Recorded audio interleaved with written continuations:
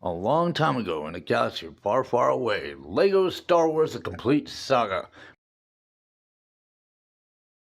My book recommendation to this video, related to this video, is Star Wars Episode 1, Journal, Anakin Skywalker. Tells the story of Anakin Skywalker, 8 years old, when he first met 14-year-old Padme and potential Jedi Master Qui-Gon Jinn, but his future, eventually, of course, his future real Jedi Master Obi-Wan Kenobi. He gives a little point of view perspective from his own personal experience of his life as a slave, a little backstory as to how he ended up there. He and his mom ended up slaves, as well as just everything within the events of the Phantom Menace. Now, I'll admit, I had to replay this. Upload problems, but I replayed it anyways. Episode 1, The Phantom Menace, Chapter 4, Mos Espa Padres. Queen Amidala and her Jedi protectors have fled Naboo, heading for Coruscant. They plan to inform the Galactic Senate of the Trade Federation invasion. However, the Royal Starship's hyperdrive is damaged in the escape, and they have been forced to land on the remote planet of Tatooine for repairs. So in the story, we have a little cutscene here coming up, but in the story, Watto is mad about Anakin winning the race for two reasons. Qui-Gon made a bet with him that if he won or lost, he would get the money from the race. However, if he lost, he would also get the starship. If he won, he would get all the money minus the parts the cost he needed to cover the expense of the part he needed for the ship, the hyperdrive. So yeah, Watto made money either way. He made money when Anakin won. Anakin's backstory explains that without Watto, or without Anakin, his shop would not have thrived. His second bet was to free Anakin. So when Anakin won, he lost his one source that kept his shop alive, and he betted everything on Saboba. He lost everything on Anakin winning. So, at the start, I switched over to classic controls. If you run over the flagpoles and rocks, you collect money. That's how you get true Jedi. That's a secondary objective. I'm trying to save that for free play. Watch out for the power brick on the left of those craters that we passed earlier. That is a secondary objective. And those little kits that you see floating around, those are mini kits. Largely hug the right of the race, except for at certain points.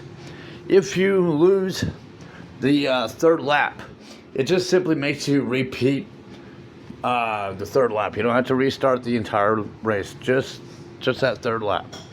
Make use of those green stripes that are on the ground. They give you a little boost in your speed.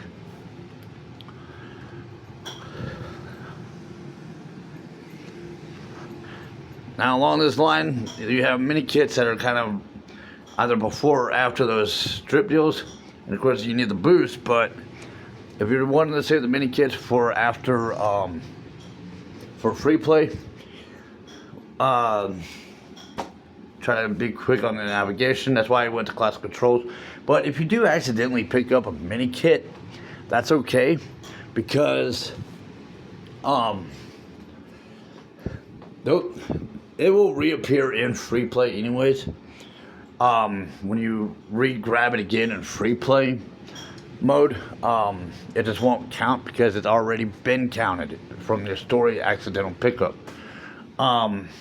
So, I mean, unless you want to restart the race and see if you can run it without picking up the mini kits, you can try it, but I would encourage not being hard on yourself. There will be an opportunity in free play to still obtain all 10 mini kits in the free play mode. They're just naturally laid out in the field. You can't really, bust a U-turn or anything. You're kind of set in one directional path. You're in a race.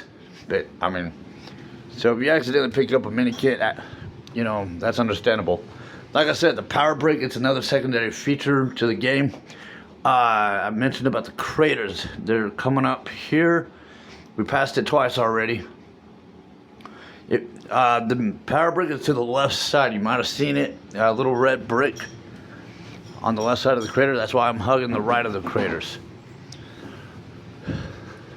I'm hugging the right wall of that cave because it's easy to accidentally pick up that mini kit. I'm choosing the right side of this section where the Tuscan, kind of close to where the Tuscan is shooting at, to avoid the mini kit. Hugging the right wall, and then I went to the left here. I'm deliberately trying to avoid mini kits. But of course, in the third lap, you definitely want to be trying to hit as many of these green strips as possible to ensure that you are ahead of Sebulba. Payback for the cheater. When we come back in free play, we'll actually come back with a TIE fighter. We'll have to make that purchase after we complete the episode 1, The Phantom Menace. Yeah, Watto won a lot of money. He's so mad because he betted it all on Sebulba, who lost. And he lost his little 8-year-old boy, who was about the only reason his shop was even surviving.